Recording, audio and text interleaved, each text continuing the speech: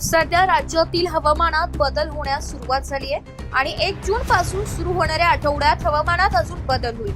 प्रामुख्याने विदर्भ, मराठवाडा, मध्य महाराष्ट्र आणि खानदेशातील दुपारनंतरचे ढग आणि काही प्रमाणात वादळी पावसाचा अंदाज वर्तवण्यात आलाय। कोकणात देखील काही प्रमाणात पावसाचा अंदाज आहे। याचबरोबर मे महिन्याच्या तुलनेत राज्यातील कमाल तापमानात घट होईल।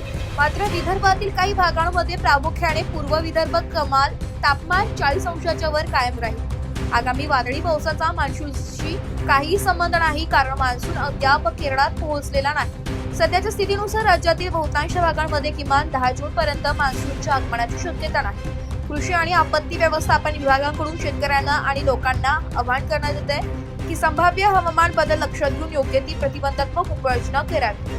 शेतकऱ्यांनी वादळी पावसावर अवलंबून राहून आणि मान्सूनचे आगमन होण्यापूर्वी पेरणीची घाई करू नये।